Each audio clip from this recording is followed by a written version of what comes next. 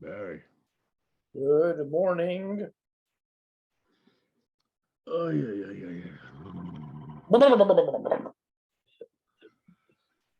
I just got back late last night from California again, where I spent the entire week. I left on Monday, just got back yesterday. So for the next, I think I mentioned, foreseeable future weeks, I'm going to be going Tuesday, Wednesday, Thursday instead of all 5 days. So that's more sustainable for me.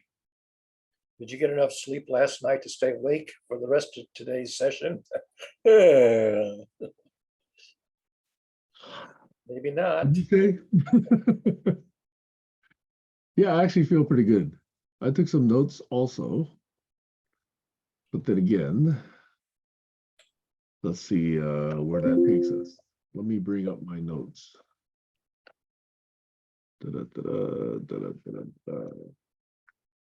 What's irksome is my Linux NUC doesn't boot. Last night it failed to boot after I brought it home. So I read a report of somebody else with an identical issue, and it turned out in their case, the solid state drive that's in the NUC, if that drive dies, you don't get any BIOS or FL, whatever you call it. You don't get it. And he solved it by discovering that he solved it and then he faded. By establishing that the solid state drive had died, and that was sufficient to cause that symptom. And he also said that the OEM solid state drive in the NUC is not a very good item, and it is a bit prone to premature failure. Well, that depends on where he got it, because the NUC itself is typically made and sold without an SSD or any other drive. So you have two options. One is swap the drives between the two devices, or hook up an external bootable USB stick or something and see if it will boot with a different drive inserted or attached. Yeah, I had to do that last time. It happened to me one time before. I had to put a USB drive in there, install Linux to that USB drive, and use that to diagnose my problem with the other one. In fact, and sometimes I actually have to do that hookup to the USB drives where I cannot recover the original and just use the recovery drive in order to just make the backup to a third drive. So if you have the recovery USB stick, that's an easy diagnostic test. I don't know how hard it is to swap drives between two twin machines, if that's a big tear down. And no, it's not. Nice thing about the NUC is, it's 4 screws, and then you can get at pretty much everything. So there's your two options: USB stick or swap the drives, and at least prove or eliminate that diagnostic option. It's just a bunch of time I prefer not spending doing that. Well, the USB stick would be fast if you got it laying around. Yep. So I'm trying to look for my notes here, and my notes are Saturday. Here we go. Barn raising topics backlog. Here we go. And what did I say we could talk about today? Here we go. 1, 2, 3, 4, 5, 6, 7 things came up this week, so I could talk about it. One of my favorite is one I just noticed a few hours ago. I'll share it later. You probably see it on my timeline in Facebook. But it's a typical dumb people problem. And I'm not sure I recall the correct definitions of dumb and smart people problem. I've seen the term, but I don't think I've ever captured the definitions. Well, I use it in my own vernacular.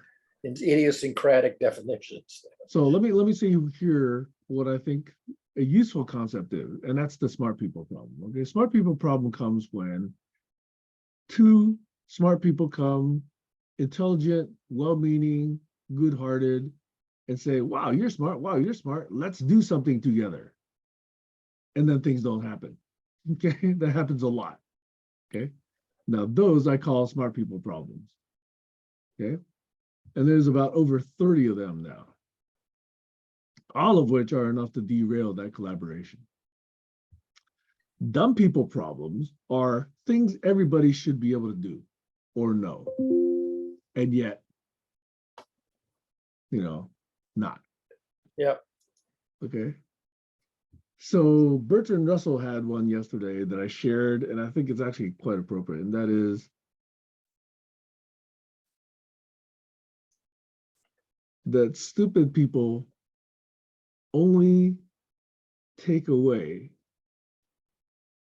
I can't really do it justice. I have to look at it. But the gist is when stupid people hear smart people, they can only take away that part of it which they interpret themselves because that's all they understand. Yep. And so a lot of it leads to criticism or mockery because they don't understand what some smart people say. Yep. So Yeah, anyway, I even found an example of that. Maybe even on your post. There's a lot of jocular remarks about the FBI raid on Mar-a-Lago, and Stephen Colbert had a really very nice quip, and then somebody made up a quip attributed to Colombo, something that Colombo might have said, but the one attributed to Colombo is bogus. I mean, not just because we know it's made up, that's obvious, but Colombo would never have said it because it's not logical. It's not something he would have said.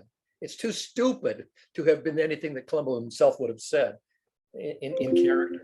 well, I saw one like that, and the one that I saw did not appear stupid to me, so maybe I'm dumb. So I think the one that I saw went something like, so he declassified the documents that the FBI planted at his house. Yeah, and the reason that that's stupid is because if the hypothesis is that the FBI planted the documents at the time of the raid, then the FBI would have planted documents already marked as classified. So Trump would say, I didn't declassify them. I didn't even have them. So, that's a perfectly good rebuttal to the Colombo remark, because you could say, wait a minute. But the point is, he didn't say that. The point is, he said, I declassified them, even though he denied having them. Well, he could have said he declassified the ones he had, but not the ones the FBI planted later. Anyway, that's too subtle a point for. Well, that's the whole point.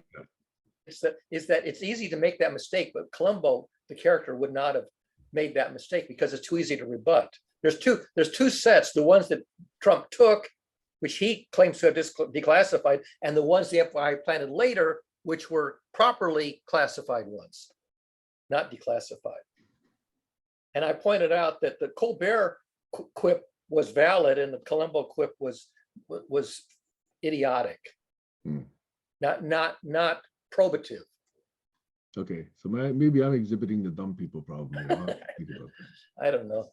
I mean, you can argue it either way, but you have to say, well, then which documents are you talking about? The ones planted by the FBI? No, the point is that he's got excuse after excuse, and his excuses don't stack up. That's true. That's the only point made in that meme. There's no other point being made in that meme. Yeah, but Colombo wouldn't have raised it that way. He would have raised it in a way that wasn't trivially refutable. No, I think he possibly could be trivially refutable, and when it wasn't, then it's even more revealing. Yeah. Now it could be a trap. He could have That's what I mean. posited as That's a trap. Exactly right. That's exactly right. It was a trap. Colombo's always got traps. So you could argue that he knew that it was refutable, and he expected the refutation would then lure Trump into a deeper trap, a deeper falsehood. I'll buy that. We don't need to. He's already made like 50,000 lies. Oh yeah. Completely without anybody setting any traps for him. He set his own traps. I know. Remember, look, why would anybody take the fifth if they're innocent, right? Exactly. He sets his own bleeping traps. Yeah, I know. So you can find things that he said one thing and then the opposite thing on two different occasions. He's already said those things. Trying to lay a trap for him to do another one, you don't need to. You've already got plenty. You've already got plenty. So why bother? He's a liar and he doesn't care. We already know he doesn't say any anything on the citizens' behalf. He's got no interest in doing anything for common people, none whatsoever. Yeah. I don't think I've heard a single statement he's ever made that's revealed that he cared about the U.S. citizenry. Well, yeah, I mean, I always thought it was very transparent that he manifested the dark tetrad. I said that, I think, back in 2015. Yep. But what troubles me is that even though I see it as very transparent, practically half of the voting public, are buying this Kool-Aid. This phenomenon of buying the Kool-Aid, drinking the Kool-Aid is just, it's not just with Trump, it's generic in our culture. Yeah, and that's the ultimate dumb people problem. Yeah. Anyway, hey, Stace. Well, you're muted, Stacy. You wanted to be Probably muted. intentionally. Okay. Don't care. Okay. Okay. So the next thing I wanted to bring up is I heard a fascinating set of interviews yesterday on NPR. It was about DALL-E, this image generation, quote unquote AI. Stacy's nodding her head, so she probably heard this. And as a follow-up, they had this fellow, I got to find out who this guy was. He was on for quite a while. He was actually talking about how this could possibly be weaponized and could be dangerous. And he made very, very good points, and he made several of them. Type in the name of it, because the transcript didn't get the correct name of Dalink or whatever you said. I think it's DALL-E, which is a play on two things, Salvador Dali, but also the movie Wall-E. Oh, okay, now I get it. Yeah. Okay. I didn't know that. I don't know much about it other than I know somebody who uses it a lot. A friend of ours, of yours and mine, really likes it. Is it So, Alex? No, Pete. Oh, Pete Kaminsky? Yeah. Yeah. Oh, you could talk to him about that because he would know a lot more. Yeah. So I think that he made such good points that, I mean, one of the things is the group that presented the capability yesterday, DALL-E group, they have OpenAI, a very thorough, it appears, set of ethical constraints around what they will allow this to be used for and what it will not be allowed. So for example, you can't do this with people's visages. You can't use it with celebrities. You can't use it with any faces whatsoever, okay? However, there are 2 or 3 other such systems, at least one of them, which has no safeguards whatsoever. So I could put a picture of you, I could put a picture of you having sex with a donkey, and it would generate that and be very realistic, okay? And it could weaponize. And more than just images, soon it will generate actual real video. I don't think they said that yesterday, but that's I mean, within a year or two, that's going to be possible. So this can definitely now support what people say about, oh, it's a fake, which is what Trump claims about every video that anybody has of him. Oh, it's fake. I mean, they already have the capability to change the words. Some of the editing programs, you could just take out. That's so easy right now. But the problem is, when it's on broadcast and it's broadcast to millions and millions of people at the same time, and then you claim that it's fake, that's harder to big problem, yeah. claim. And there is an effort underway to create a set of standards around cameras and imaging devices so that they're actually tagged and cryptographically signed so that they will be much more readily verified as legit, so that you can then say, well, images that don't have this are suspect. But that's going to get a while before it gets into practice. And I think now with truth being attacked, this is even more important, because the ability to create these deep fakes is so good now that coupled with the fact that the media has lost its moral or ethical grounding and are not practicing, let's say, journalistic standards, even imperfectly. They don't even claim to. I don't hear any reference to it anymore. So that, plus the fact that we can generate deep fakes, plus the fact that people are stupid enough to believe anything, that's enough to control populations completely, completely control populations and how people think. And Propaganda. that is the problem.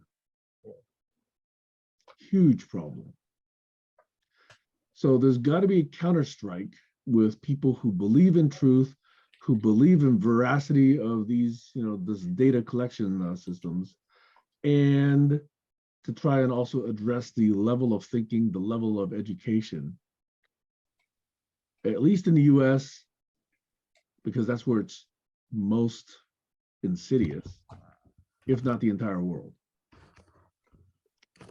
And it's just sad that the US level of education right now and the thinking evidently of so many people here is at such a low standard. Such a low standard.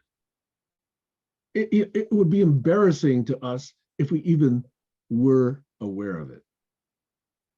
We're not even aware that we're the poorest thinkers in the entire world right now.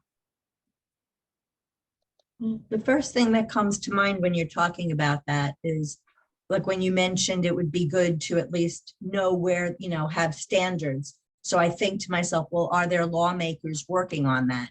And then the first thing that comes to my mind is there's going to be a whole bunch of people that you and I might normally agree with, that are going to be against that. So like that's where the struggle happens, because then you get people saying, oh no, they're just doing this to track you. So it's like, how do you win? Because in terms of thinking, the biggest problem we have is only seeing in black and white. So let me just say, when it comes to truth, there is a way to think in black and white. And truth is not shades of gray. Now, people's experience can be different, but don't call that truth, in my opinion. There are beliefs which are presumed to be true, but there's a subtle feature that they can't be demonstrated consistently or logically to be true. They're sort of axiomatically taken to be true. And what's interesting is that from time to time, axiomatic beliefs are overthrown. And it can take a long time to overthrow an axiomatic belief that turns out to be untenable. There's a Hebrew word that is sometimes used in English, shibboleth. Shibboleth is a belief or a custom or practice that's long been a practice which has become obsolescent or antiquated, and yet people still cling to it. What does axiomatic mean? Adopted on as a foundation principle without proof. Thank you. Such as, for example, in geometry, there are points and lines. Those are axioms. Yeah. In simple mathematics, you have axiomatic foundations, which you can't prove. You just have to adopt them as givens. And so everything that you derive is based on the validity of the axioms. And if you can overthrow an axiom, the whole thing collapses like a house of cards. I've said this before, but I think the most problematic axiom is that you can regulate a complex system by means of a set of rules. That rule-based regulation suffices. And that was long suspect as not correct. And it wasn't until the advent of chaos theory in the 20th century that we got a demonstration that rule-based systems can in fact manifest chaotic behavior, meaning that they're not regulated by a set of rules. They're just the opposite, they go chaotic. But the theologians 3,500 years ago already suspected that there was something problematic with rule-based regulatory mechanisms and proposed that we set them aside in favor of something more functional.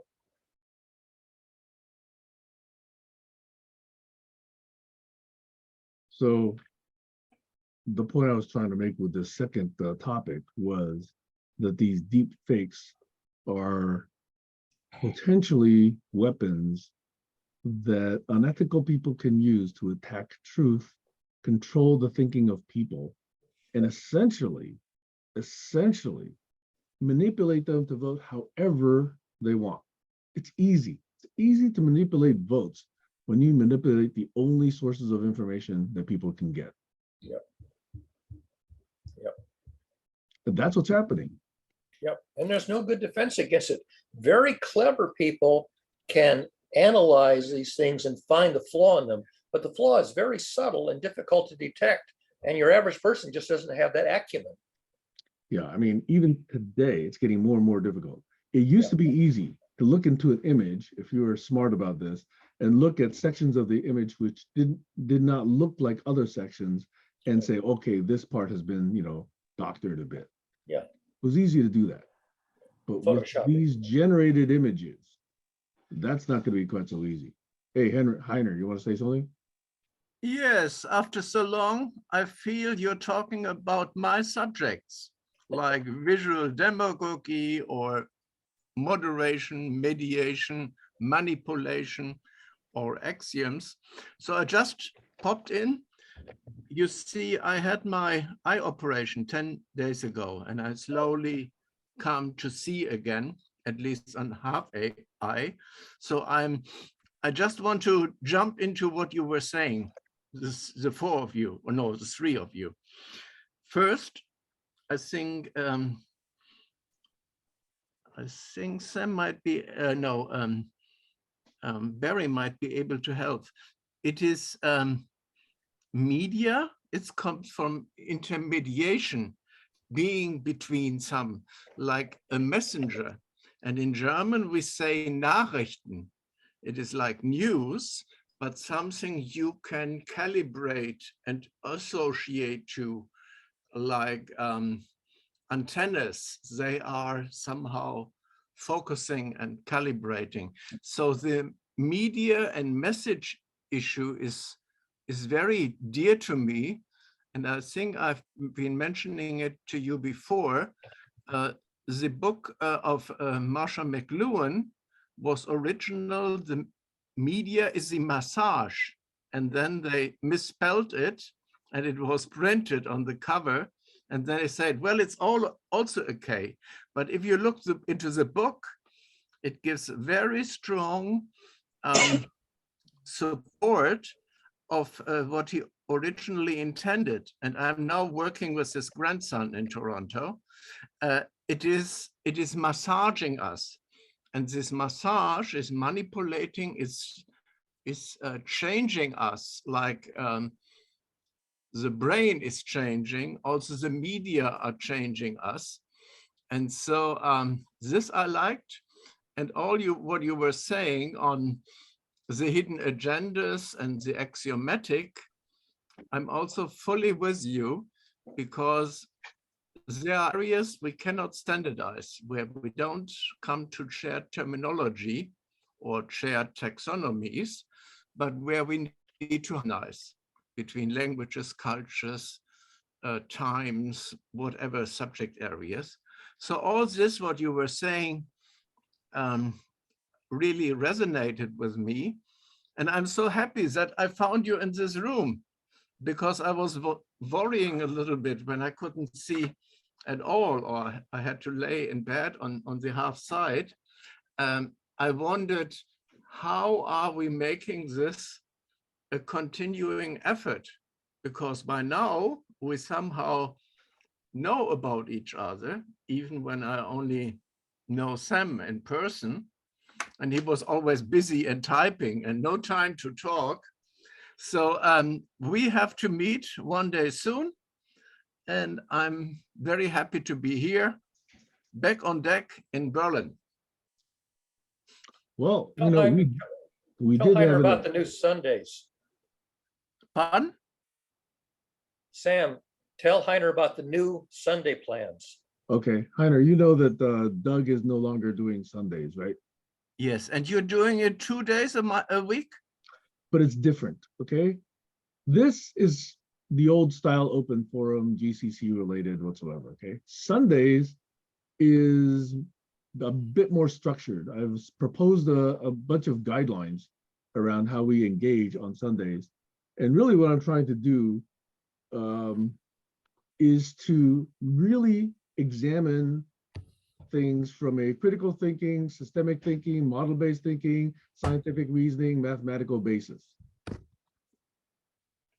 And really Okay. look at whether. And who is moderating that? I do. Always you? It is- Only? it is I. So far, Then you always have to be there. I have been fairly regular, yes. Although sometimes when I say I'm traveling, I do let others lead when either I've had no sleep or whether I'm on a plane or otherwise. But it's relatively few cases where that's the case. I welcome others moderating. In fact, we've done that. In fact, 1 or 2 Saturdays ago, and then included, I think, in Sunday, Barry was driving the conversation. And a couple times ago, I think we focused a lot on questions that Stacy was asking. And I think a few times, not that it was planned, but Kayla ended up asking a lot of questions. And at least once, I forget whether it was, I think that was probably on a Saturday though. I really had a fairly intense interaction and conversation with Joel. Although he's no longer really participating regularly. So anyway, the point being, a number of the suggestions that came out of GCC that seemed like it would help have been difficult to do on Saturdays. So that's why I'm trying to do them on Sundays. A new form of Sundays. It's not called unblocking. It's not even called GCC anymore. Uh-huh. Okay. But you call it open forum. No, I do not call Sundays open forum. No, but the Saturday. Yeah, Saturdays is more like the old barn raising. I haven't decided that that's going to change. But why do you call it open forum? Because it has been relatively few rules that people could agree on. And so we say, hey, do we want to focus? Yeah, there's been general agreement, but when it comes to actually saying, yes, I want to do that, and we will create that as a structure, we still don't seem to get that formal agreement. Mm-hmm. And there's a number of other things. I'm just curious about words, because I struggled with open forum in the early 90s when Tony Judge was doing his Does He Bow in Rio 92 and coming from the Chinese. Like Does He Bow means in Chinese the wallpaper, where you make messages on the wall like a revolutionary effort. And so I'm a very big fan of open forum, and I have much of my dialogue and moderation mediation stuff on open forum, DE, but it's down at the moment. There was a virus inside and I didn't have time.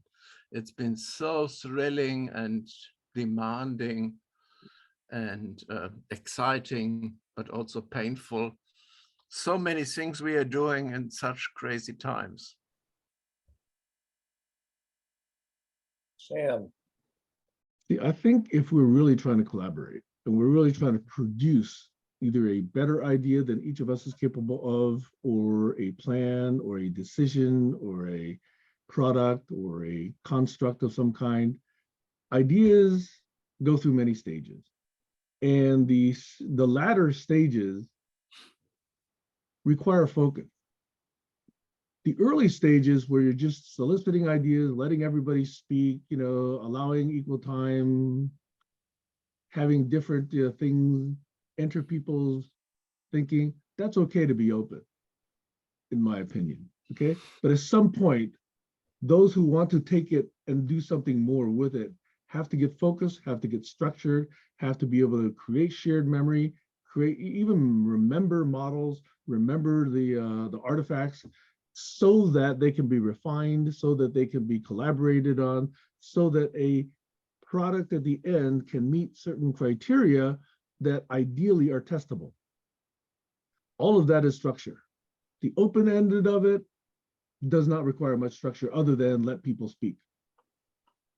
So I think there's a lifetime of ideas, an event model for ideas, where focus is appropriate and another where focus could be put aside. And by focus, I mean structure, discipline, guidelines, mediation, memory, revision, all that stuff, okay? So I think that in GCC, we've stayed in the open side and collecting information very long time, over 5 years now. Sorry, almost, yeah, over 5 years now. Wow, 5 years.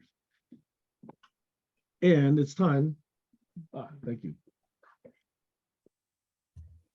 I gotta take my meds. And I want to go further than that. I don't want to be stuck in just this open idea collecting mode anymore. I want to go into elaboration, refinement, collaboration, improvement, model building, testing, constructs. That's the reason for moving into a different structure for Sundays. Over. Okay, but you see, this is really the point. There is structured dialogic design developed for the global problematique before the Club of Rome was founded. And what we did around open forum, open space was applying all these methods. And Christakis has for 50 years a problematique now done again this exercise to really do influence voting, negotiating blind spots, working with the traditions. All this is there. And I feel maybe I have to lay it out again one day, but there will be probably in World Futures a very interesting article about it, how we come to the root causes, like an iceberg, where on the lower levels, it's the values, the different meanings, the different interpretations. So anyway, Barry knows a little bit Christakis from my other exercises. I feel we are getting much closer than I thought we would be. So it is very nice to be with you, and I have to listen now to something else, but I have to monitor something else. But I will be here and continue listening, and I try, if I don't have a meeting, to come also tomorrow. Fine, because I do have a lot of questions on those techniques and those methods, and perhaps you've already sent them to me, but now I can connect it with. Well, it's 30, 35 or whatever years journey or deal, and it's fragments. It's not put into a common body for a world society for dialogue and conversations. We try to put it all in 98 into a website, but then it was put down because there's so many interests in governance, in citizens councils and political advisory through different stakeholder groups, that there's so much energy going on there. But it's the first of my 3 legs, you know about them: sharing voices, sharing spaces, sharing futures. This is very, very central for me to go into this open and structures, and then again open, and then really like exploratorium, exercising and doing and dancing, all this in one. But I think it's a task for my next life. This life is already full.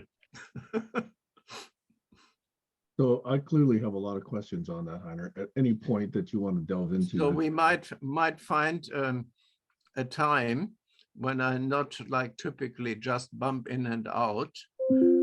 I have a few things to prepare and very strong 4 days next week in Potsdam. So before you leave, let me put something in here that hopefully is a teaser for you, okay? Yes, trigger me. The phrase that I would like to put in your brain and elaborate later is this phrase called the double diamond. Mhm. Double diamond. Just keep that in mind. Bring that up later. Okay. Okay.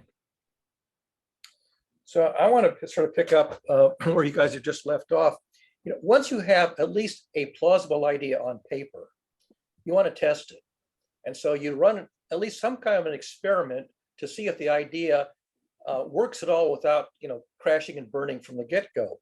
So a good example is the great American experiment, a constitutional democracy, which was launched, you know, a couple hundred years ago, and to see if you could even construct a constitutional democracy and if it would survive beyond, you know, the first generation. But once you've got a general proof that it can work at all without crashing and burning from the get-go, then you have to stress test it. That's the double diamond. The stress test is what comes after the initial test. And America is now stress testing democracy. And the result is we're all under a great deal of stress. The stress testing of our system is very stressful. And it's also revealing the flaws, the shortcomings, the ways that it can be corrupted and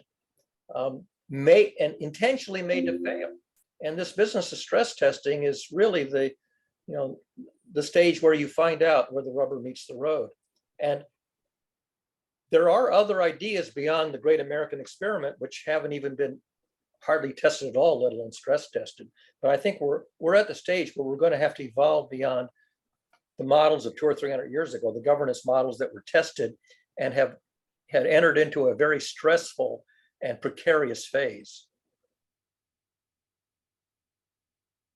I love that you use the word stress because that's something I've been looking at for like over 30 years.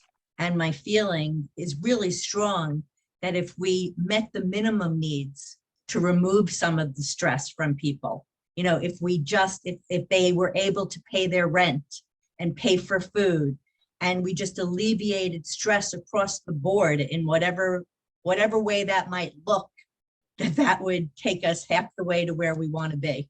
Right. Yeah. So we need to find a governance system that doesn't generate so much persistent high-level stress and anxiety that's psychologically untenable, unsustainable.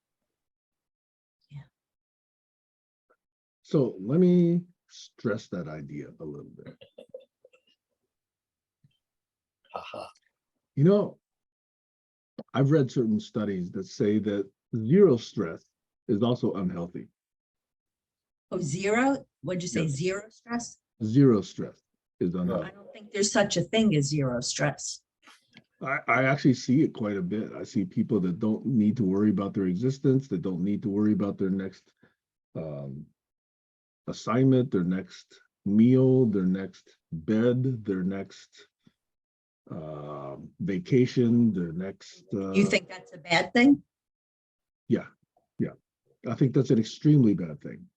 Okay, because it creates a lack of concern for growth, for education, for caring, for compassion, for connection.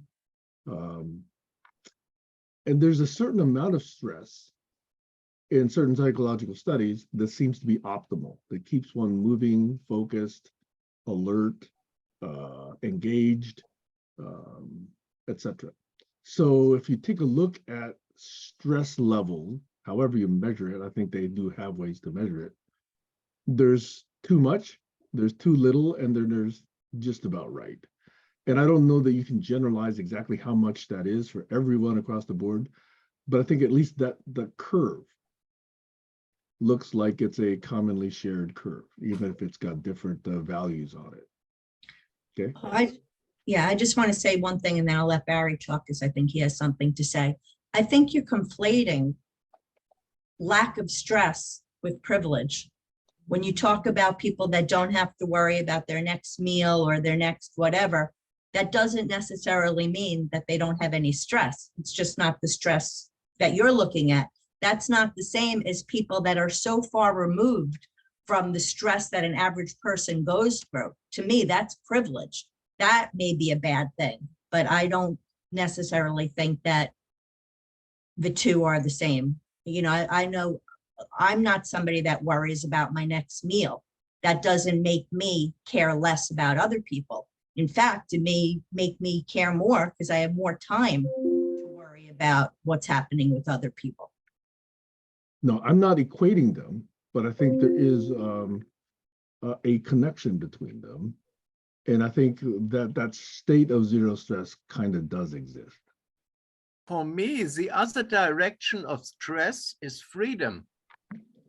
Not to worry, not to have any external input into me, and just free to love and leave and do or not. Yeah, Barry, go ahead. I've been doing When I was at Bell Labs, I actually attended a workshop on stress, and I learned a word that I didn't realize existed. The bad stress is distress. That's so much stress that you become dysfunctional and inefficient. So on an axis from no stress to way too much stress, the bad stress on the bad side is called distress. But on the rising side is called eustress, EU, which is the Greek word for good. So eustress is good stress. It stimulates you to make some gains. And eustress is good until you've optimized or maximized the amount of progress, and then more stress and you're on the downside. So you have this hill-shaped curve, eustress on the ascending side, distress on the descending side, zero stress way over here at the beginning, nothing's happening. You're not making any gains. So the challenge is to introduce just the right amount of good stress so that you're in the ascending part of the curve and not overloaded and descending into distress. How is it spelled? Is it you stress? EU, the Greek prefix EU is the word for good. Oh, because I was thinking about you, like in utopia. Yes. And then I was wondering if there is also an A stress. No stress, yeah. So the EU prefix. A stress. That's A without. and then stress. Yeah, I that's think without. we should come to that. Well, no stress would be zero stress. So you're not motivated to try anything. So a challenge is something that motivates you to try to do better, and you're ascending. And that's the stress that makes you undertake the effort to improve. And that's good.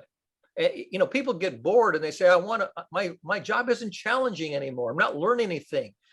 A new job gives you some eustress so that you have to upgrade your functionality, and that's beneficial. So you keep growing.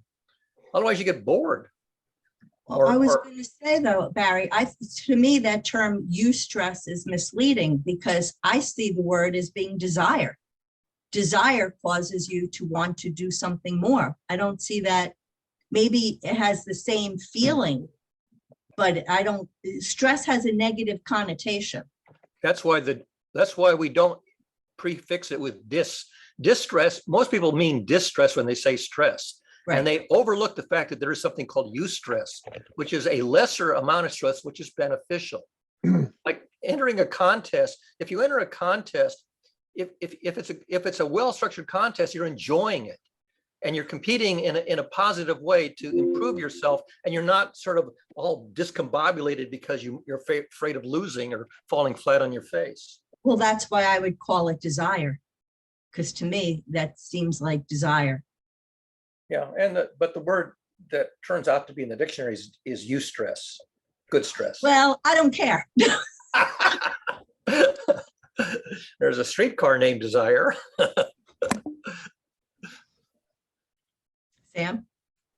So the American Institute of Stress, the very first sentence on their website is, stress is not a useful term for scientists because it is such a highly subjective phenomenon that it defies definition. And if you can't define stress, how can you possibly measure it? The term stress was coined by Hans Selye in 1936, who defined it as the non-specific response of the body to any demand for change, period.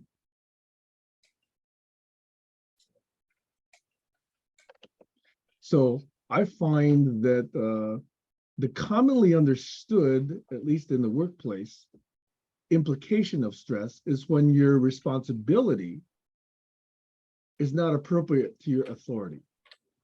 In other words, if you're asked to do something and you're given very little authority to do something, that creates stress. In other words, no matter what I do, I can't do what I need to do, right? So there's a stress gap that drives people crazy. That is a useful notion. That's a useful way to define stress.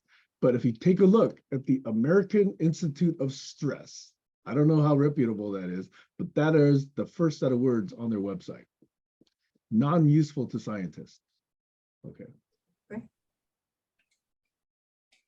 So if you take a step back and say, okay, now the workplace implication of stress is, I got to do this, I only have this authority, then we can have some dialogue around this.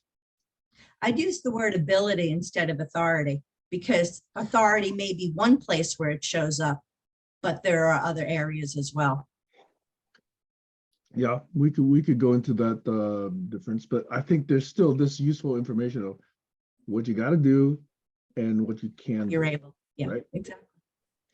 And if your power exceeds your responsibilities, you know you can take care of anything, right? Do this, do that, you know, here's $20,000, go take care of that, blah, blah, blah. You know, relatively low stress mode.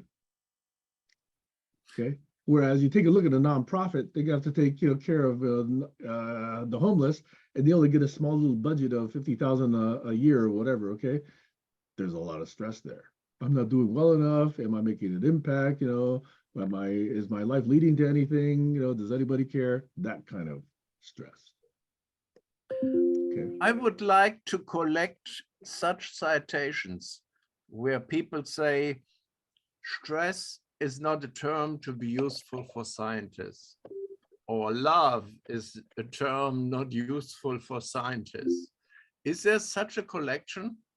Or maybe you start, Barry, maybe you start with a citation. Barry, I am so happy you asked that question.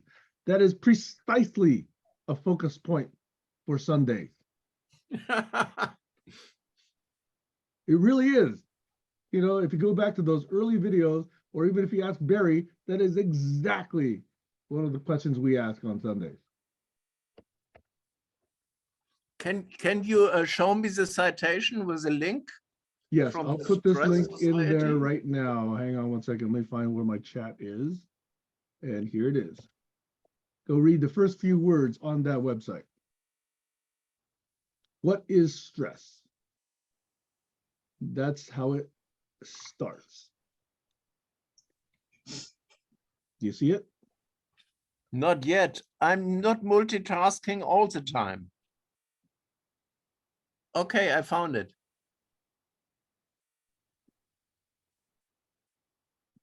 Barry, Stacy, do you see that? I wasn't looking, let's see. Yeah, I have it. I had brought up a different page that I put in the chat also. Yes, Yeah. I see it.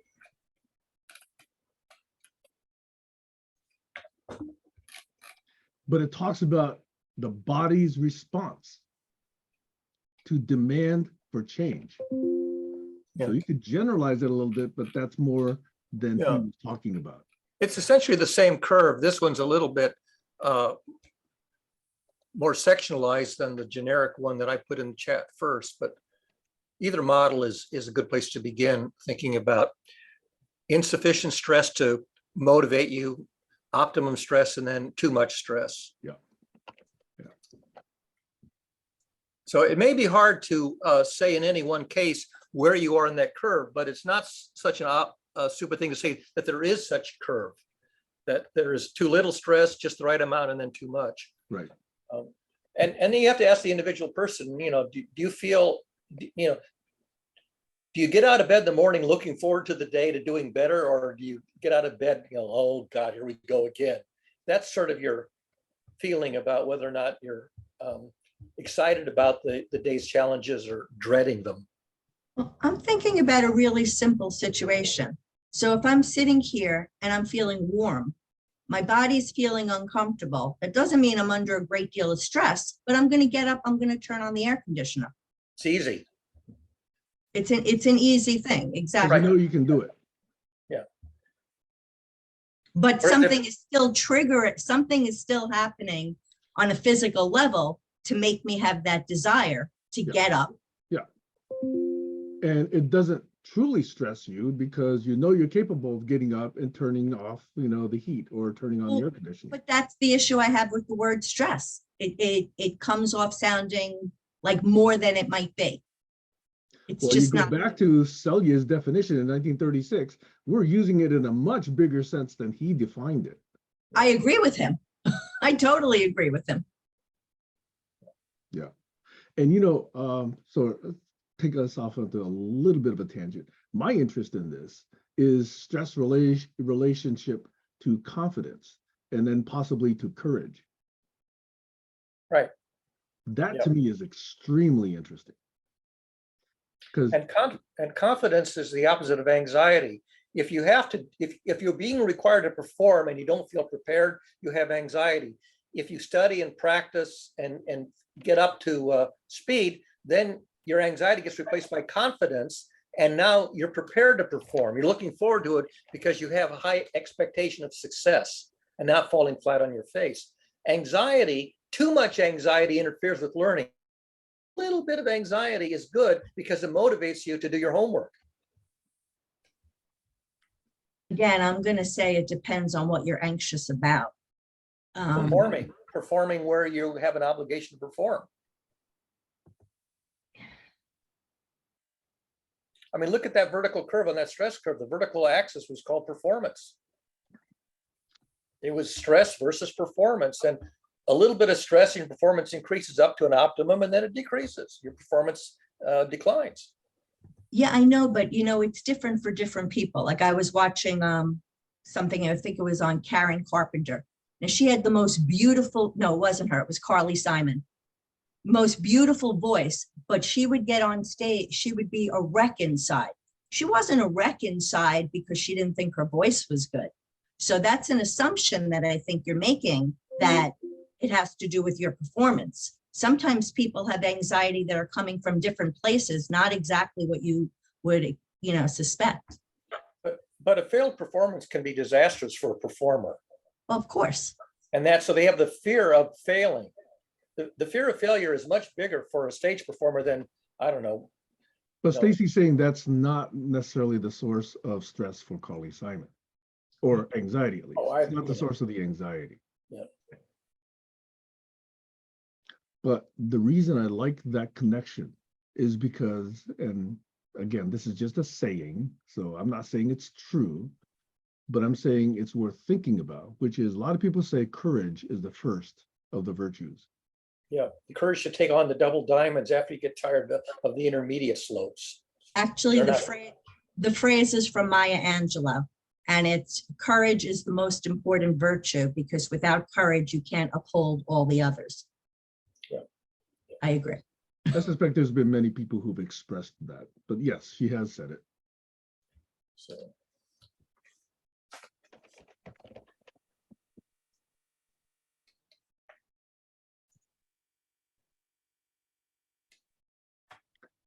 this connection between stress and confidence, or stress and anxiety, and then courage and the overcoming of fear. Oh, there was another good one, fear itself, is fascinating from the standpoint of where did we start? We started with truth, right? We started with deep fakes, and we got here. And by the way, that notion of double diamond, Barry, is different than the notion of double diamond that I was trying to introduce. Not from skiing? Not from skiing. Oh, that's the only context in which I know of double diamond is there's skiing. another context. There's another context. But since Heiner says he's not paying attention, I'm not going to talk about it right now. No, I'm listening. I was a poke at you, Heiner. Yes. You're going to stress him out. I want him to participate when we introduce this idea because I think it's a useful notion. Okay, I'll give you a hint. Yeah. Who was it who said anything that's created is always created twice? Or words to that effect. I don't know who gets credit for that, but I don't disagree with it. Who was it? I don't know. I have to look it up. Oh, So much for performance. Hey, don't stress me, okay?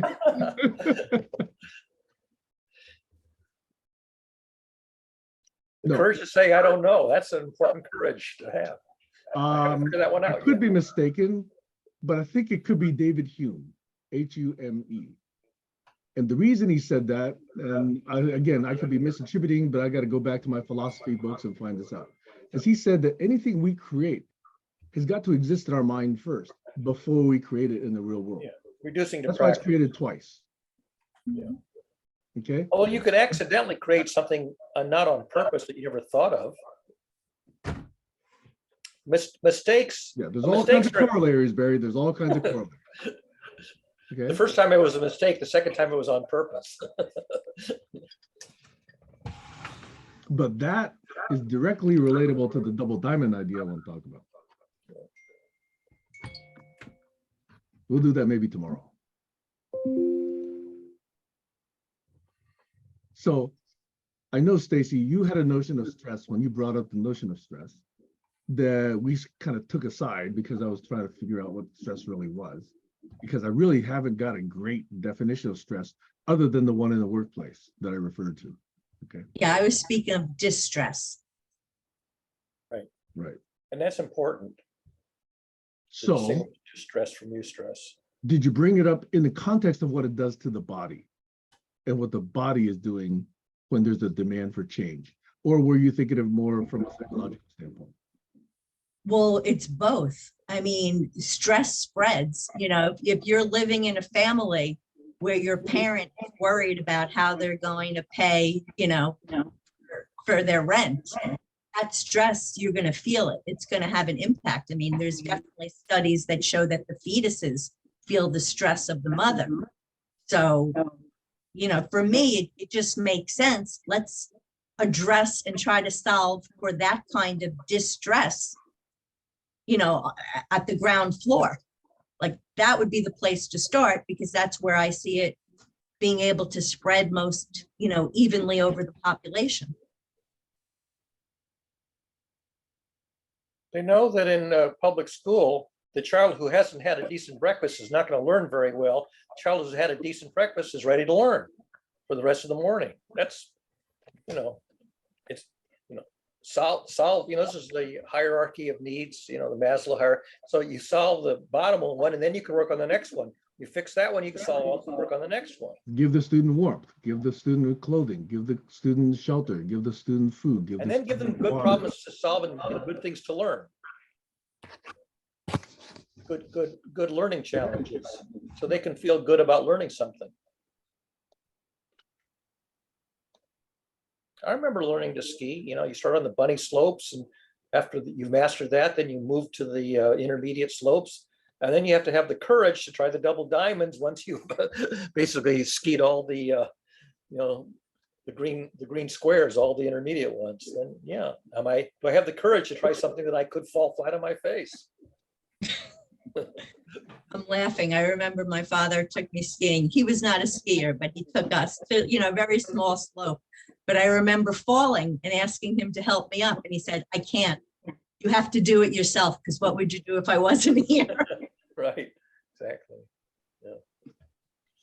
Throw the kid in the swimming pool and let them learn to swim, right? Sink or swim. But that can be stressful, being thrown into a situation where you really haven't practiced enough to have any confidence that you know what to do.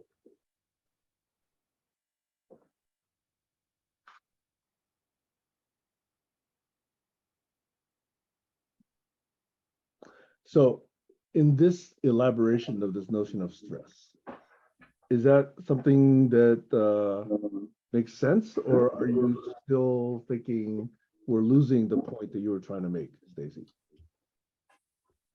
No, the only point I wanted to make was that I don't think distress is necessary. It's to be Yeah. avoided. You want to get back to the eustress center section of that curve. Right. So that And your I would performance can go up.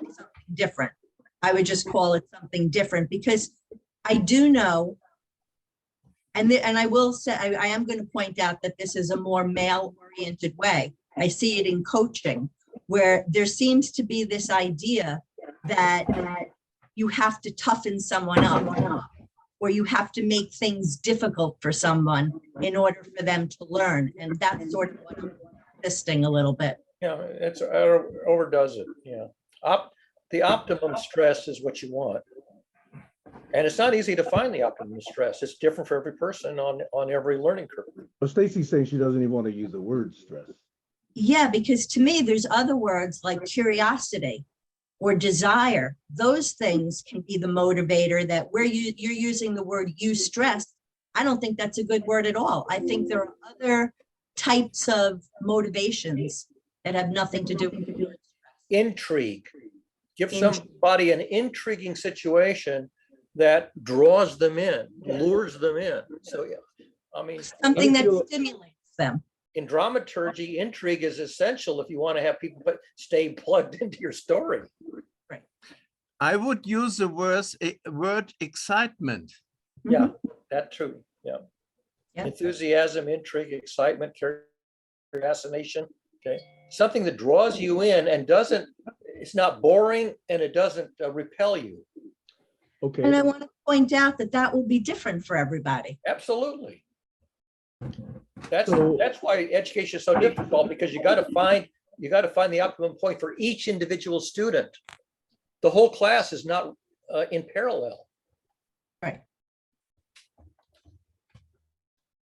When I did the puzzle activity, either at the Science Museum or in classrooms when I went to schools, I tried to figure out which puzzle to suggest to which individual person based on some observation of which ones seemed to be at the right level of intrigue and the right level of difficulty at that moment for that individual.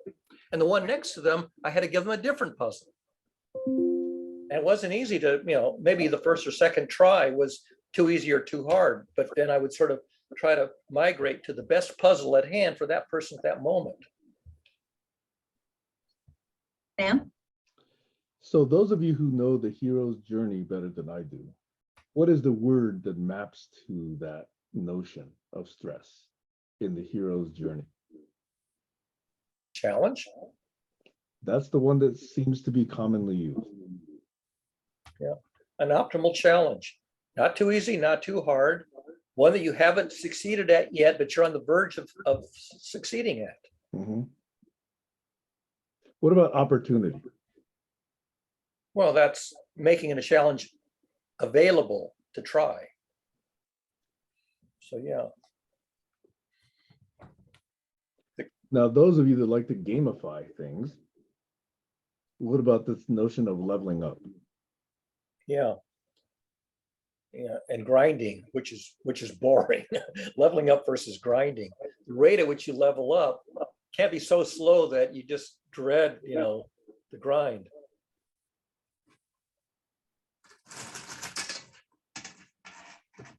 The step size and the number of steps from start to finish. Not one giant level that you can't get, and not so many easy ones that you get bored because the rate of progress is so bloody slow.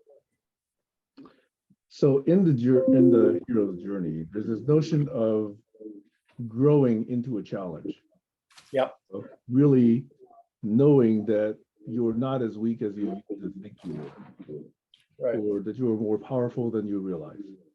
What is that called? Other than leveling up.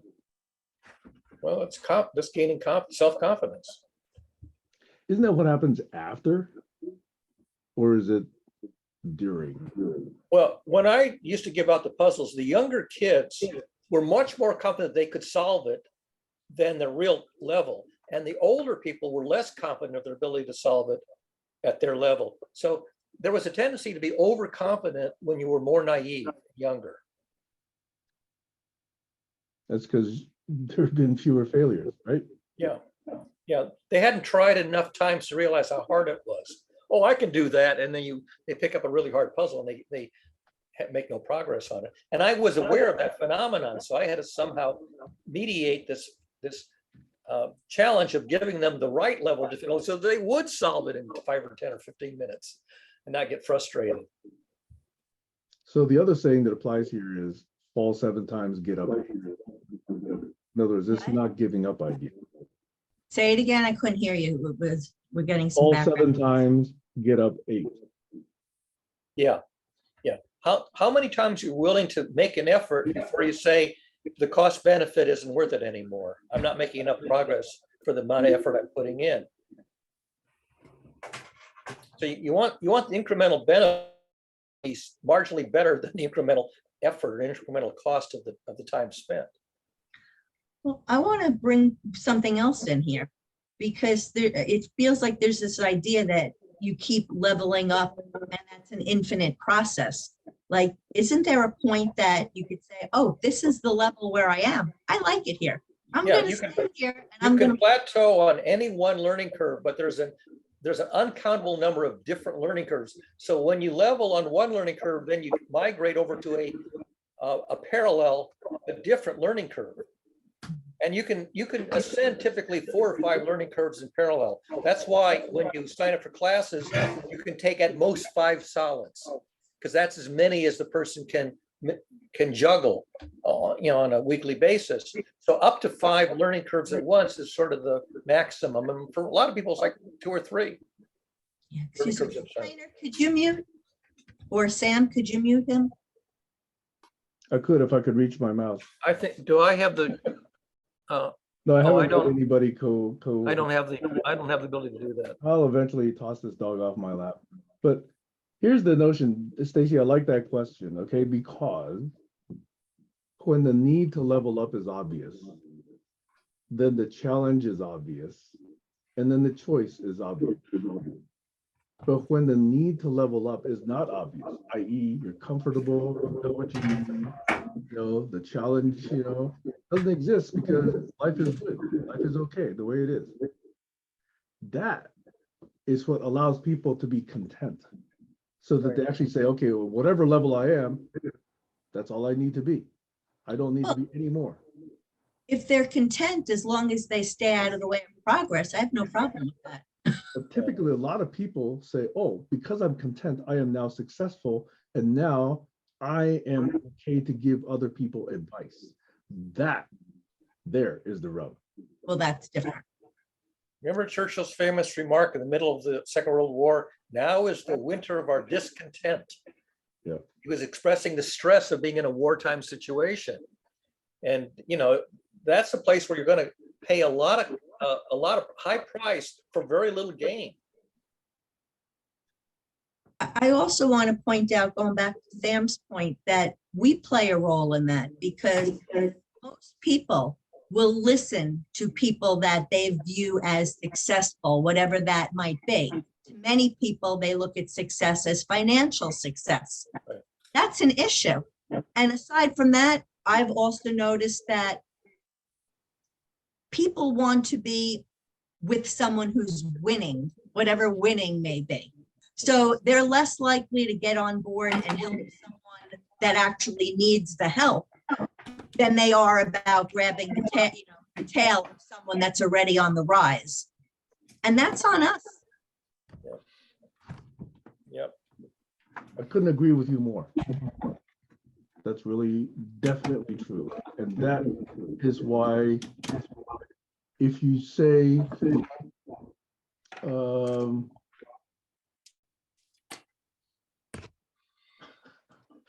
there's no way to say this politically correctly.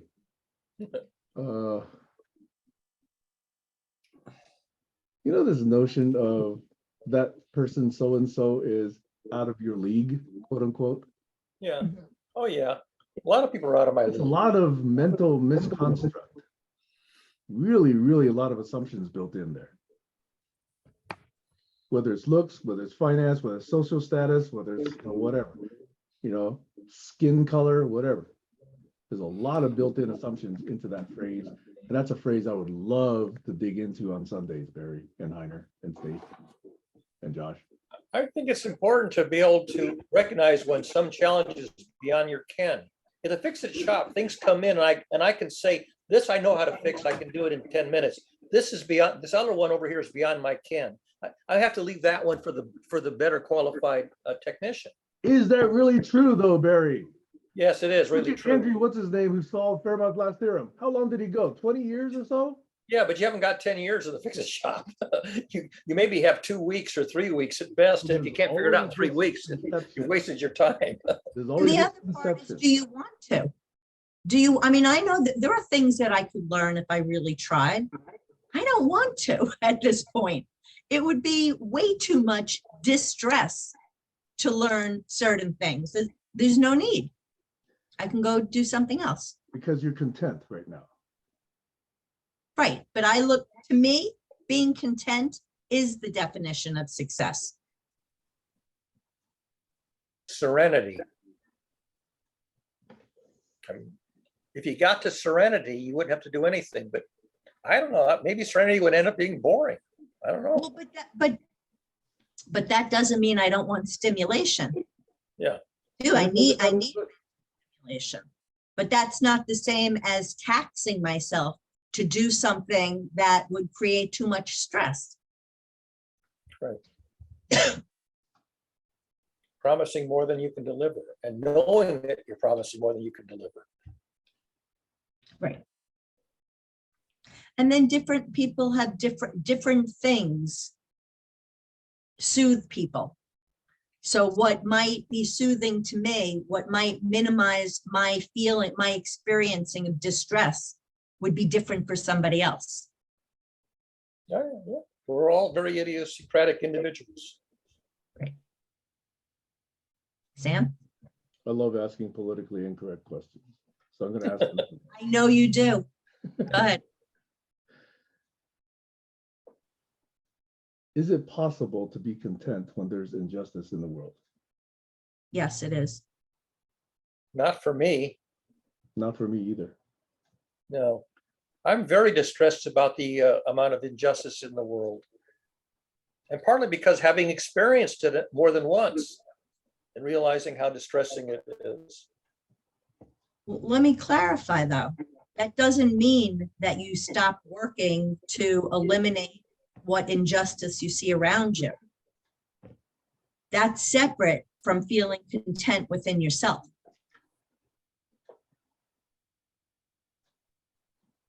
That's why definitions are always the bane of conversations.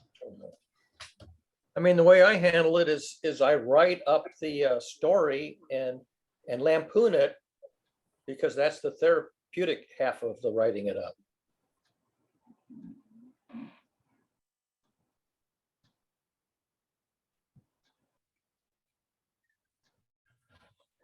You know, I made up a line about lawyers.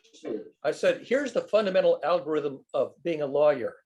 First, they shake you up, then they shake you down.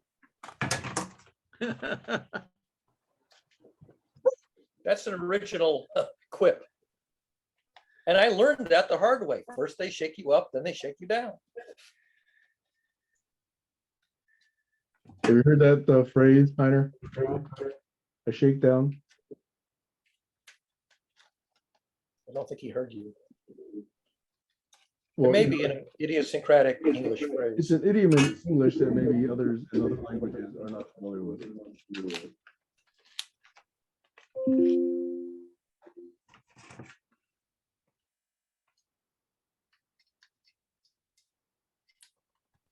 And of course, Elvis Presley had a song where the lyric was all shook up. It was a very popular song back in what, the 50s, I guess it was.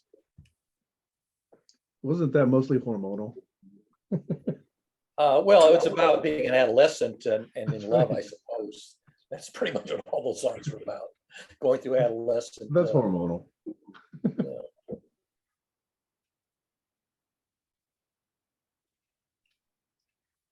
Heiner is running a screwdriver on his computer. No, is this an idiom? Shaking up, shaking down? Shaking down is, yes. A shakedown Yeah, means, yeah, go ahead, Barry. Well, yeah, it's an American, maybe also be British, I don't know. It's an English idiom, which may not translate well into other languages. But a shakedown is a way to get money out of people in an unethical manner. And shaking up? Just getting them all, Cause distress. yeah, just getting them in a state of distress. So the Grateful Okay. Dead had, the Grateful I'm Dead not- had a song, I'm Shake now It Down. going to the motherboard. You're gonna cut up your motherboard with a saw? Oh, boy, matricide. I just looked up Shakedown Street that the Grateful Dead had, and it says it depicts the reasons for inner city urban decay.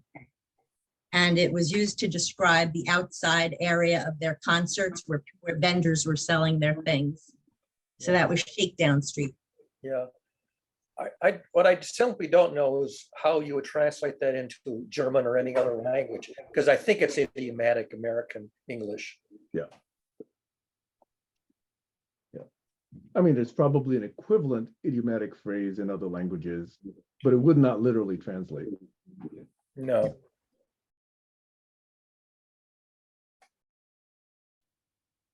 But yeah, the mafia was sort of exemplary of doing a shakedown.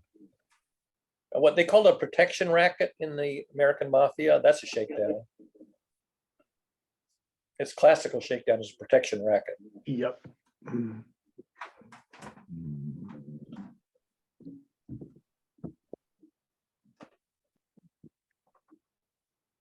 Or the lunch money shakedown in the middle school. That I was thinking of. Yeah. So there are plenty of examples of it. I just don't know what it would be called in other languages.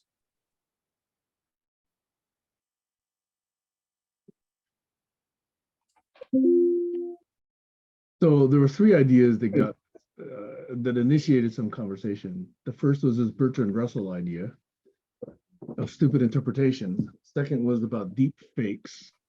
Yep. And then we had this nice segue into stress. I have a fourth one to offer if you're ready to segue into. Oh, you need to. I hear the saw going. You need Yeah, to mute please Heiner. mute him. Okay, Heiner neglected to mute his Heiner, I'm going to mute you. Thank you. So I was watching a video. Now, this is one that Anne-Marie posted or commented, or maybe Jennifer, I can't remember. Either Jennifer or Anne-Marie posted it and the other one commented. But it was about a guy who retired early from, like Wall Street or something like that. And he moved to Venice, California, where they have these great big beach walks. And he took up rollerblading. And he's called the slow-mo guy because he rollerblades in slow motion. And in this interview, he said that what he really likes is a gentle slalom, very slow weaving back and forth, and you lean left and you lean right. And he says that activates the balance function of the inner ear. And if you do it at just the right level, not too intense and not too minimal, you get a very meditative effect out of it. And it's a little bit like davening, in Jewish davening, where you do it forward and backward and while you meditate. But in this case, it's side to side. And I was reminded of it because Stevie Wonder, when he sits at the piano, he leans side to side at a very obvious manner. And the notion is that this lateral acceleration, that's the technical term, this lateral acceleration, just the right level, is very meditative and soothing and calming. And there is some science to support it, but it's such a new thing. And I was thinking they should take an ordinary rocking chair and move the things so that it rocks left to right instead of front to back. And you could sit in a side-to-side rocker and see if you can get the same meditative effect that you get with a classical front-to-back rocking motion. I would like to talk about how you find words or expressions in English, because this presentation laying side by side or rocking back and forth is for me an analogy. And this analogy has something that I can see it, or that's why I use models to really show it in a conceptual cognitive model. But I understand you in English use not so much models and not so much analogies, but very much idiomatic metaphors. Yes, we And do. you are very, very strong with that. And that's a very big obstacle for alien people to understand you British or American speaking guys. Yep, I agree. I had the same problem growing up. My parents' generation would use these poetic metaphors. I had no clue what they referred to for decades. Wouldn't all languages and cultures have these? Yes, I think so. There's tons of them in the scriptures and in the Greek literature, and poetry is full of metaphors. And when I would read poetry, I would say, I have no idea what these references are supposed to be a metaphor of or analogy of. I would just, you know, it wouldn't register. You see, I was really thrown into this with Tony Judge on computer interfaces and spatial metaphors for user interface design. And there we tried to explain where the metaphors are, but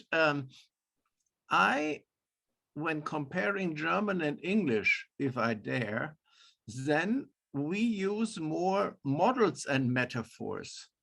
And you are more using idiomatic, sometimes strange analogies, but being more idiomatic. The classical one in American computer science is push down stack versus blowing your stack. And I don't know if you know, cafeterias have a stack where plates, you know, are on a spring-loaded, platter, but you know, the push down stack comes right from the cafeteria where the guy would pull the plate off of the stack and it would elevate to the next plate up from this stack that's below the countertop.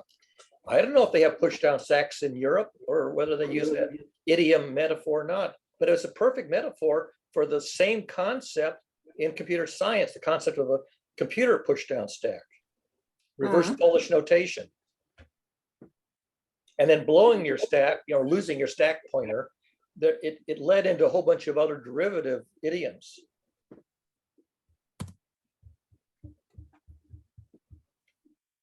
But I certainly know in Asian languages, there's a lot of these, either Oh, yeah. metaphors, or idioms, or cultural effects, you know.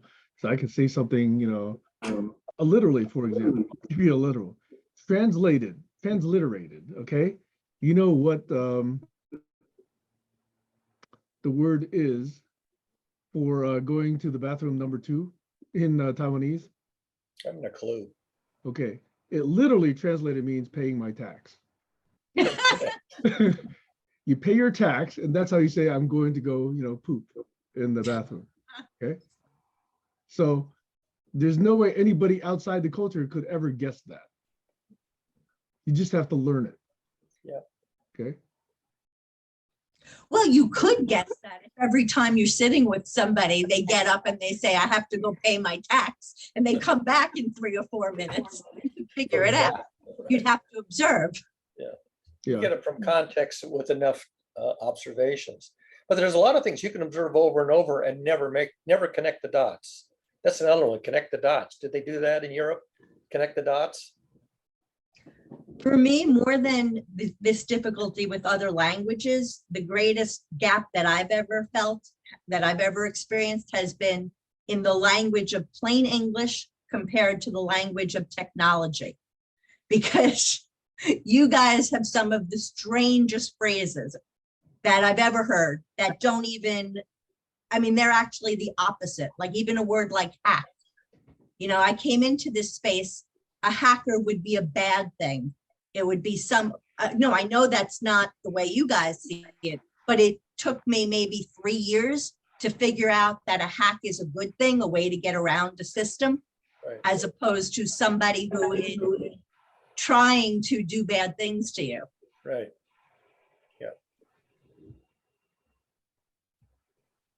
Yes, but you see, what you're just mentioning are, for me, embodied cognitive model ways of, I have an idea, even if I don't speak your language properly, that I can imagine what this expression means, because somehow I can visualize it. But when you come to terms like we had before, gaslighting, then you have to know the whole story of culture and politics. And it's really, really weird. And we don't have that.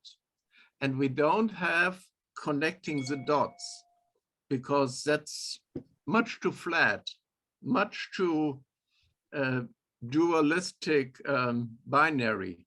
Yeah. Because it's not only in a plane, 2 points, but it's always a matrix, a resume, a field, and never this system thinking about dots. But we have to really go into embodied concepts. And then I must tell you, you should really only speak about mathematical models when you speak about models. But Who's you? Who's deep you? discussions with all these engineers and scientific people, they use model for everything, when most of these system people are just thinking about mathematical models. So for me, such vague subject terms, like also crisis, are a big, big problem in peacemaking and mediation. Yeah, that's why it's so good to study more than one language, like crisis in, is it Chinese? Danger plus opportunity. I mean, you really get a lot of, that's why I love etymologies, because etymologies give me a lot of insight into the origins of words. I think it's opposite. Opportunity has the word crisis in part of it. Oh, gee, I learned it the wrong way then. Crisis plus danger. Or, yeah, opportunity plus danger is crisis. Is that how it goes? Something like that. So I hear Heiner saying that in German, there aren't such analogies / metaphors. I find that hard to believe. I'm really curious about that. I can't argue it one way or the other, but it's interesting that one would make that statement. Please explain what kind of metaphors you think we don't have or use? No, I'm not claiming I know of any. I'm just saying that you as a native German speaker are not aware of any of these analogies or metaphors in the language. And I'm curious that might be true. What does that say about the culture? What does that say about the language? Well, I think it depends on what is a model, what is a metaphor. For me, it's very much analogic. And this analog and digital, like breathing in and out, Goethe has said, makes science and makes communication. So very often, I would call it not a metaphor, but an analogy or a life example. So it's really hard to see if you have it in this language and not in the other language, as Sam just mentioned with Eastern languages, that they have much, much more concrete analogies. And that's why I always give this example from the Chinese chess and the Indian chess. We have the rooted tree in computer science, you know, and the binary tree and the rooted tree. So this tree is a very, very commonplace visual metaphor for a data structure. I don't know, do they use the same concept in other languages for computer structures, for the tree metaphor or the tree analogy? Oh yeah, sure. You know, it sort of seems obvious. Yeah, and that's really obvious and very helpful, because there you can see the forking and the binary direction. And forking, there it is. It's from the There's an echo somewhere. I don't know. And by the way, we mix these things as well, because trees don't fork. They branch. They branch. They branch, but for some reason, in other words, they invented the term forking in Unix as opposed to branching. Well, it really means cloning. you make a duplicate and then it's a child process, but that's called forking in Unix. And presumably somebody at Bell Labs decided to call it forking. Hmm. But to me, that was an easy one because I knew what a fork in the road was. So that wasn't so hard to get. But some of the other terms are just such a leap away from anything that was familiar to me. Well, pointers. I mean, pointers is not an obvious, you really have to dig deep into computer programming before you get pointer as a useful name for or indexing. Those are kind of a little bit too abstract for the average person to wrap their brain around. Well, heck, map. Map. Yeah, Tara Scott says she has no idea what mapping means. She only knows that it's a common term in these discussions. Or table. Yeah, table, yeah, or tableau, yeah.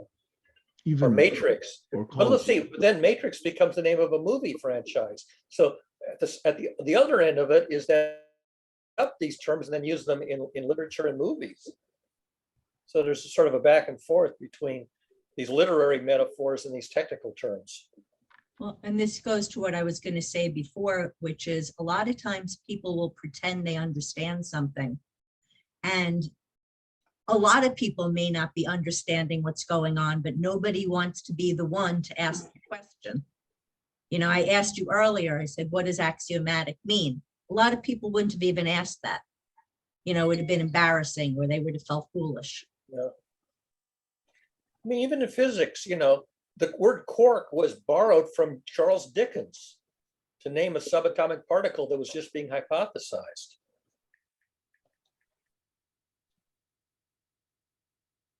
So when you go to name something that's sort of a new idea or new discovery, this whole thing of how do you pick a name for something, like the Artemis mission to the moon. Artemis is the sister of Apollo. Well, the first man-made mission was Apollo. So the second one, which is going to send a woman to the moon, is going to be called Artemis, which is but not Selene, which is Selene is the female name for the moon, but no, it's Artemis, the sister of Apollo. So it's this whole business of picking names. Well, that's why I like this bridges between the goddesses and gods, like Venus and Mars, or Ares and Aphrodite. Yeah. All this gives so many baggage of the cultures, of the myths, of the traditions, the fairy tales, of the, how do you say, heavenly cosmos, that it is very important to then use names and not metaphors. Yeah, muse is one you just said. Muse comes right out of Greek literature. And we use the word in the same context. I also just want to point out one thing, because I've seen this happening. Sometimes people choose a word and they want it to be an inside joke. They don't want other people to know what's going on. That's a problem as well. Yeah. Yeah, I've seen that also. Common in software world. Yes. Yeah. I don't have any examples off the top of my head, but yeah, there are some out there. So Barry, Yeah. if I go back to your slow-mo rollerblader Yeah. idea introduction, Yeah. to me, I suspect, though I cannot prove, that it has something to do with tidal wave frequencies. Possibly, but these are much, I mean, this rocking back and forth like slalom or, rollerblading or bicycling, the frequency is like 1 per second or 1 per 2 seconds. They're pretty slow. Whereas tidal waves we're talking about. No, what I'm talking about is there are potentially prehistoric frequencies set up in our I see. Our brains set from millions and billions of years ago. It could be. That we don't yet understand. Like these alpha, beta, whatever, waves that sort of help soothe us. Right. And the meditative ones are relatively slow. So, And Rocking- probably the most meditative one is DC, 0. well, maybe. I don't know about that. But you got the love dub rate, you know, your classic Yeah, your heartbeat. heartbeat rate, which is pretty commonplace. Or when you walk, you know, the swaying of your arms at the pace of a normal walk. But So, the yeah, notion being, if you're at DC, then almost any signal becomes perceptible. yes, But if you're at all kinds of amplitudes and you got to do a lot of complex Fourier analysis to really understand what's going on in your brain, then any signal coming in has got to fight all of that to get through. yeah. The So low when you frequencies say- don't stand out unless you're the only one above DC.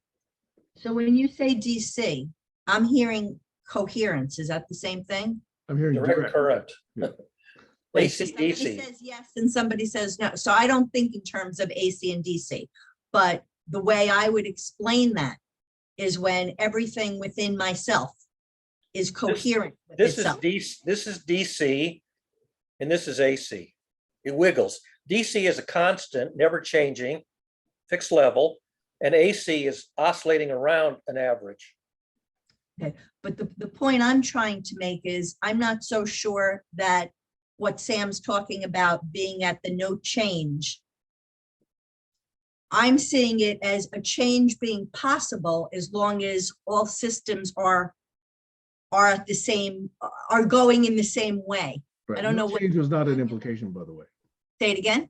No change was not an implication. Oh, well, that's what I heard. That's how I heard it explained by Barry. Maybe if I translated AC/DC into German, it gives you a good example how I tick differently. AC/DC ist Gleichstrom und Wechselstrom. Gleich is a word for on the same level.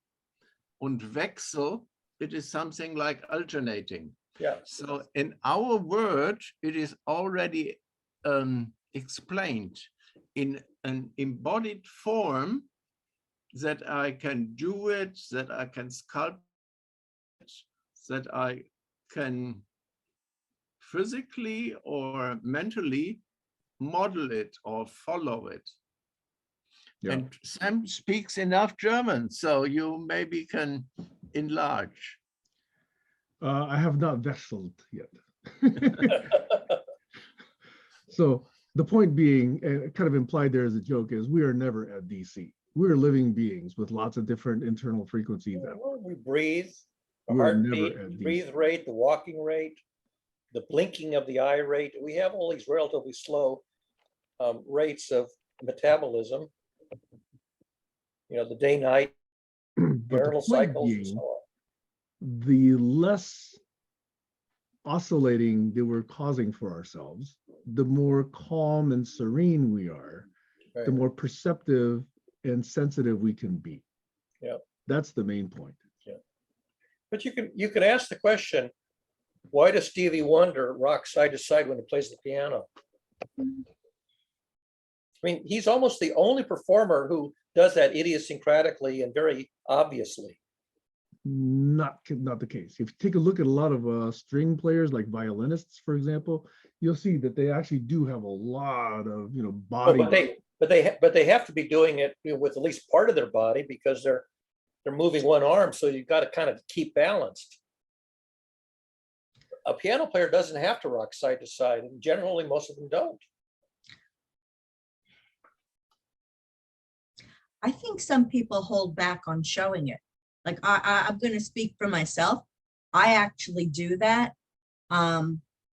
It's a way to self-soothe. It's a way to be in balance. But some of I do a lot of experiments on myself. I've found that when I turn on a certain type of music and I go with the rhythm and I'm typing, it sort of propels me. So there is something there, and I was having a brief conversation with somebody who, was way over my head, but he basically validated that a lot of the things that I was saying, there is scientific proof for. Yep. And again, I think so much of what we haven't really explored yet has to do with the role of movement. Yeah. which we would have learned more through the role of dance, which came through women, and we haven't really gotten enough of that information filtered through. Look at this, Rockabye Baby. I mean, that's very fundamental. And when you rock a baby, there's a certain rate at which you rock them. You don't do them like this, that wouldn't work. And if it's too slow, there's no effect. There's an optimum rate for rocking a baby to sleep. But I object what Stacy said. Dancing has as much to do with women as with men. It is rhythm which unites it. And when you look into historic anthropology, then Felicitas Goodman found out that certain kinds of rhythm and certain kinds of positions, like you're laying, brings you in trance. So Yeah, that is for no, me a very, very interesting thing, having nothing to do with gender or sex. Yeah. Well, let me be clear. I don't think it has anything physically that it's more male than female. What I'm saying is that socially, it has not been as acceptable for men. I mean, I've never, well, growing up, let's take out, gender issues. Growing up, you never saw a bunch of boys dancing together. You did see a bunch of girls dancing together. Yeah. So I'm talking about It depends on the culture. Yeah. But that's what I'm talking about. Oh, the Greeks, the men would dance together. The Greek line dances or whatever. But Santana, the musician Santana, had a great song, Oye como va mi ritmo. Listen how it goes, my rhythm. Fabulous piece of music. Good rhythm. I just saw him 2 weeks ago. Did he play that? Oye como va mi ritmo. Listen how it goes, my rhythm. And the male haka dances in the Polynesian cultures. Those are groups of men.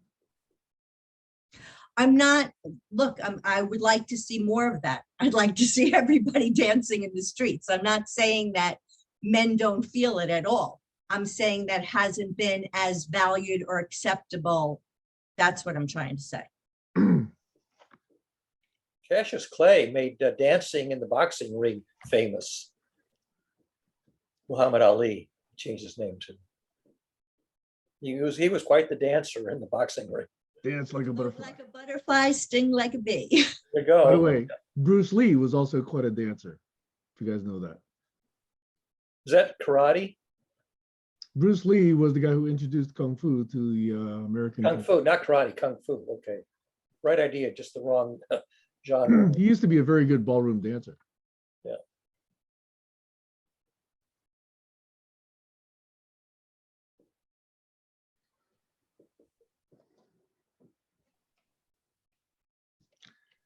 At this stage, I don't think I'm going to introduce any more of the prepared notes. Oh, just one.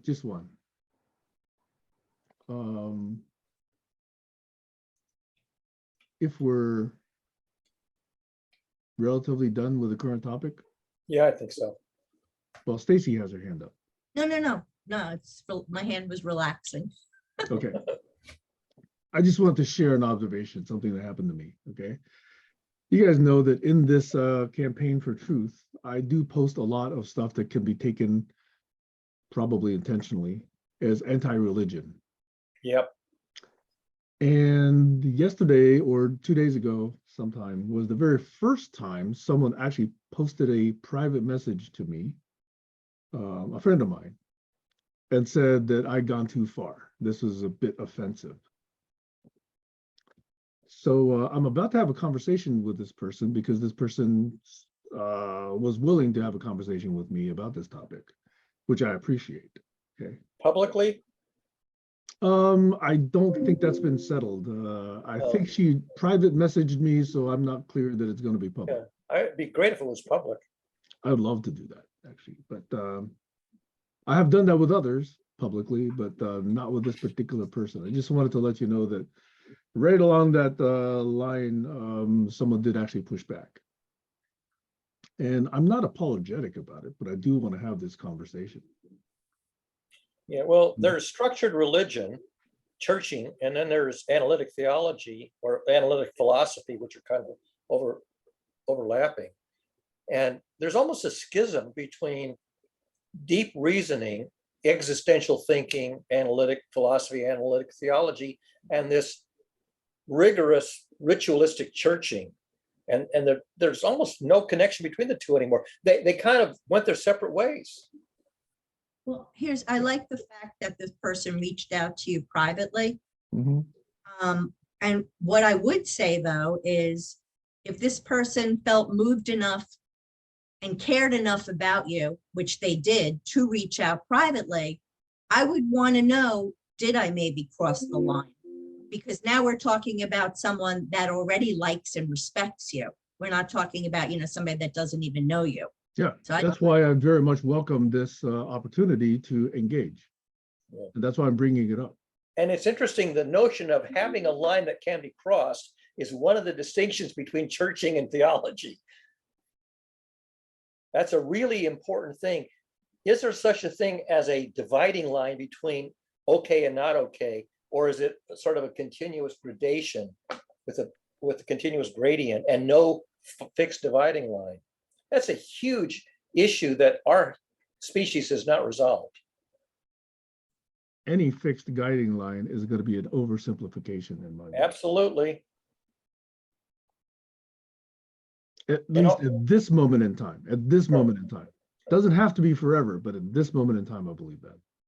And that's where most of the conflict is that if you have a dividing line, then are you on the breezy side of it or the not breezy side of it? And there's almost infinitesimal distance between the two. This is where things really go run amok on this, having a sharp dividing line. You have to judge which side of it you're on. Yeah. Heiner? I have a question, maybe jumping a little bit the topic. Have you come across Hartmut Esslinger, Frog Design, in the 80s? Frog Design was a group in Palo Alto that did UX design, wasn't it? Is that what you're talking about? I'm not even getting, can somebody type in the words, because the transcript doesn't make any, it says Frog Design. Frog Design was the name of a company. Yes, and he It was was the in founder Palo of this Alto. company. It Yes. is Frog, F-R-O-G. Yeah. Yes, Yeah. it is leapfrogging. It's a Oh. design by bridging. And he was not only a key industrial designer in the early days of Apple and for me, this linking to the design schools is very, very important for me. And this Hartmut is also in design thinking and all these other schools. So he's been very much with SAP and not just with Apple. So just to tell you, this name of a friend just came up, and we did, I think in the 90s, a book on frog design. I can send you the link for everybody who feels he knows a little bit about Apple and the history. He is a very crazy, creative German going early to California. Could you put his name in the chat, please? Oh, sure. I even have something more I have Times Magazine. It's a Business Week magazine from December 1990. I can send, because I'm on the other device, I can send the link immediately to Barry, and then you can share it, please. He probably knows another friend of mine named. Send it as an email to Barry. Heiner. Hmm? If he's in this area that you talk about, he probably knows another friend of mine named Susan Kare, K-A-R-E. Susan was also very early at Apple doing UI and UX design. Yes, I never met her, but the name rings familiar. Her notoriety, by the way, is she created what was called the Apple Mac logo and also the Apple trash can logo and all of those other Finder logos. Mm. By the way, the bite out of the apple is alleged to be a reference back to Genesis. I don't know if that can be confirmed or if that's just a legend or a myth, but that's one suggestion of why there's a bite out of the apple.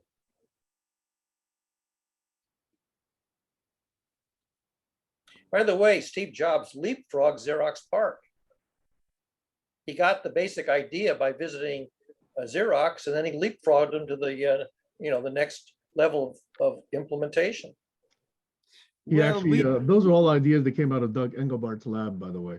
Right. Just for the record. and we did with name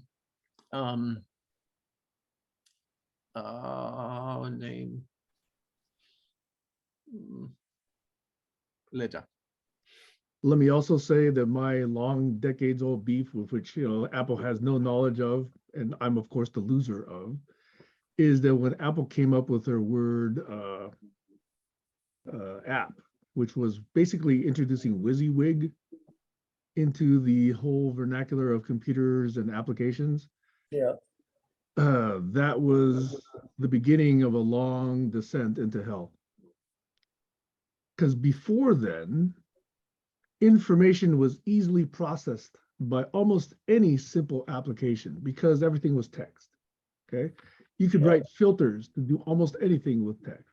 Yeah. When they introduced quote unquote rich text, specific proprietary, and I stress the word proprietary formats, now it was a closed, you could say a walled garden.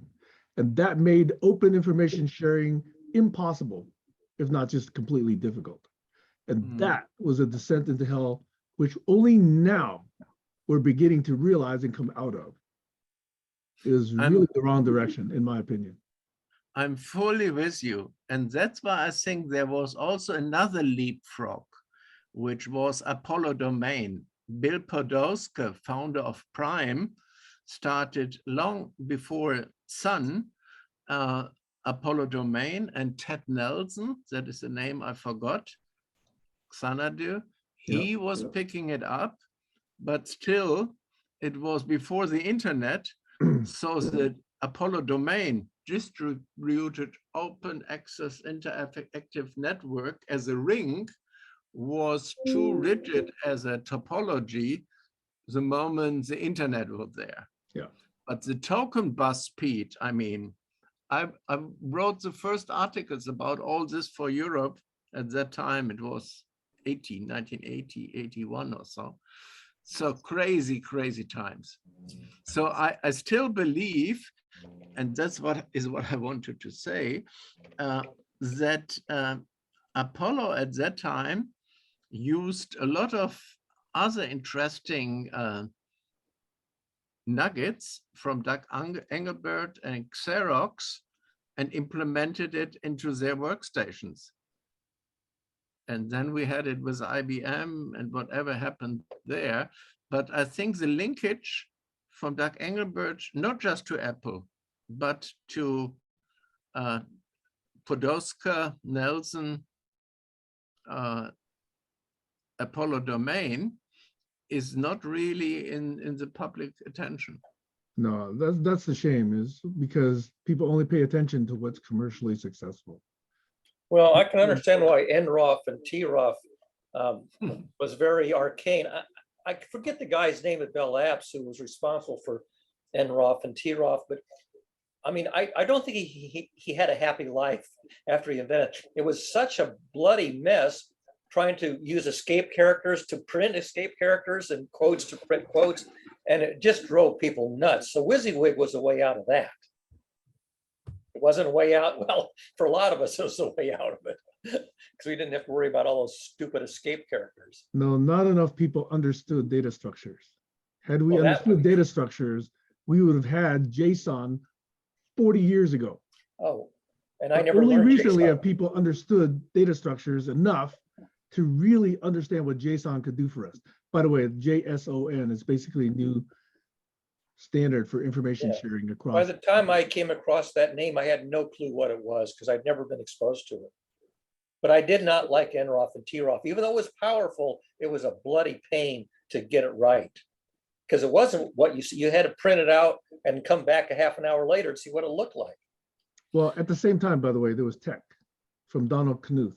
Yeah, we didn't have that at Bell Labs. We had NROF and TROF. That required more compute power. So let's do a session on oral history, or how you call it. And I have to call it a day. Gentlemen, lady, talk to you later. Are you talking about oral History. compute history? I'm in general oral history. I'm just making a few interviews with the first Director General in the UN in the 60s, who was bridging science and technology for developing countries and for culture. And then he was 10 years with UNESCO, then in the 70s. I'm doing with him some interviews, some formats on oral history. And we are still struggling with the proper terms because we want to do it not in interviews, as you see it normally in television. Then you have an experienced interviewer and someone with an historic background, but do it in a conversation format, not with just two people, but more co-creatively ping-ponging with more than a questionnaire and a deep zeitgeist, time witness. Anyway, I called. For me, I have to run. I enjoyed. Stacy, you've been so silent. Now you can speak. I'm leaving.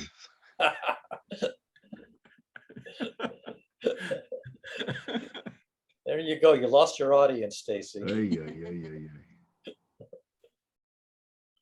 Joshua logged in also without ever piping up. That's the same as what happened last Sunday. Joshua logged in and never said hello. Oh no, this is Saturday. That was last Sunday. Was it? That's what I'm saying. Yeah, this week you're here. Yep, I'm here. How are you? I'm good. Thank you for asking, Barry. I'm just busy with the kid. Okay, that's what I figured. I'm gonna go have this breakfast that is now cold. Is that apple pie? No, it's actually an egg on toast. Oh. Yeah. Okay. It's probably cold by now. Yeah, I'll go zap it a little bit. Yeah. Goodbye. Bye-bye. Okay, I guess we're done then.